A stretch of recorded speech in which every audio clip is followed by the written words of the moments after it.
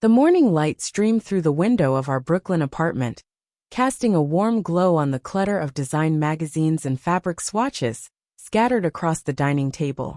I stood in front of the mirror, adjusting my hair for the umpteenth time, trying to shake off the heaviness that had settled in my chest since my mother's passing. It felt as if I were preparing for a battle rather than a work meeting. I inhaled deeply, willing myself to focus. "You can do this, Clara," I whispered, my voice barely above a murmur. As I glanced over my shoulder, I caught sight of Lucas, my husband, seated on the couch, engrossed in his laptop. He was always so absorbed in his work, yet today his focus felt different, almost distant, as if he were a million miles away. I sighed, feeling the weight of our unspoken words hanging thick in the air. "Hey, honey, do you think you could help me with the presentation later?" I asked, trying to bridge the gap between us. He barely looked up, his fingers still tapping away. "Sure, when do you need it?" His tone was absent, and I could see that his mind was elsewhere. In an hour or so," I replied, my heart sinking a little. I turned back to the mirror, dabbing a bit more makeup under my eyes. "I just need a fresh perspective." "Got it," he mumbled, still lost in his screen. I shook my head and grabbed my bag, feeling a hollow sensation in my gut. "I'm heading out then. I'll see you later," I called over my shoulder, trying to sound upbeat. "Yeah, see you," he replied, his eyes glued to the screen. As I stepped out into the bustling streets of Brooklyn, the energy of the city enveloped me. The sounds of honking cars and distant chatter momentarily distracted me from my thoughts. But as I walked, I couldn't shake the feeling of emptiness that clung to me. I missed my mother more than I could articulate, and the weight of her absence was a constant reminder of how fragile life could be. At home, Lucas and Sophia were left to their own devices. It had been a while since I'd felt that familiar bond with my daughter, who was now on the cusp of adulthood. I worried that I was losing her to the complexities of teenage life, just as I felt I was losing Lucas to his work. My heart ached at the thought of not being there for them, of being a mere shadow in our own home. Meanwhile, Lucas turned his attention toward Sophia, who was sprawled on the floor with her headphones on, absorbed in her art project.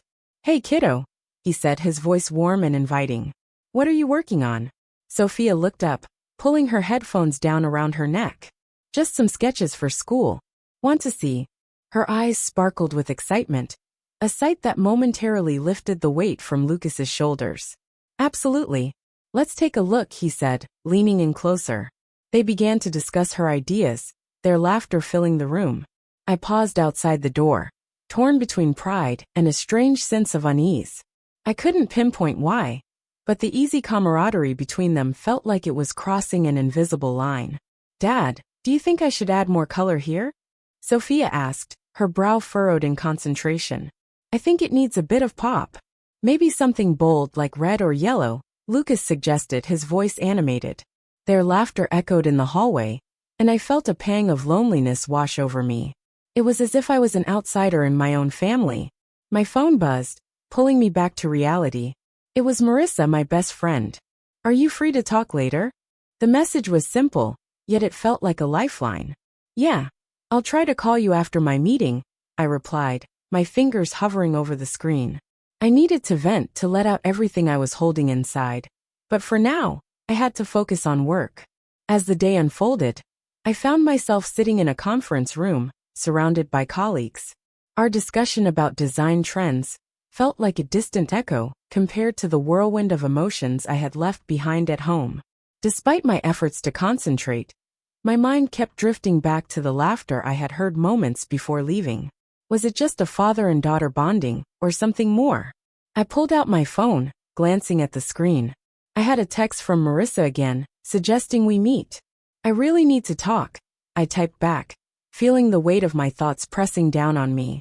Perhaps it was time to confront the feelings I had been shoving aside.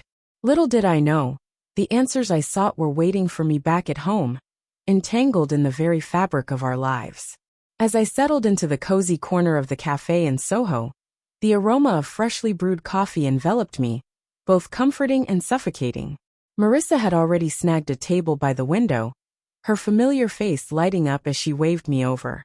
The cafe bustled with energy, a vibrant backdrop to the turmoil swirling inside me. "Clara, over here," she called, a bright smile breaking through the chaos. I couldn't help but smile back, though it felt forced. "Hey, Marissa," I replied, sliding into the seat across from her. "Thanks for meeting me." "Of course. I've missed our chats." She leaned in, her eyes filled with concern. "You've been on my mind a lot lately. How are you really doing?" I took a deep breath, my heart racing. "Honestly, I feel lost. Since my mom passed, everything seems so heavy. And Lucas, we're just drifting. It's like we're strangers living under the same roof." Marissa nodded, her expression understanding. "Have you talked to him about how you feel?" I shook my head, a lump forming in my throat. Every time I try, it feels like I'm talking to a wall. He's so consumed with his work, and I'm just here. I don't even know who I am anymore. "Clara, you need to confront your feelings. You have to let him know how much you're struggling. Otherwise, this distance will only grow." She took a sip of her coffee, giving me a moment to process her words. "I know, but what if it pushes him further away? What if he can't handle it?"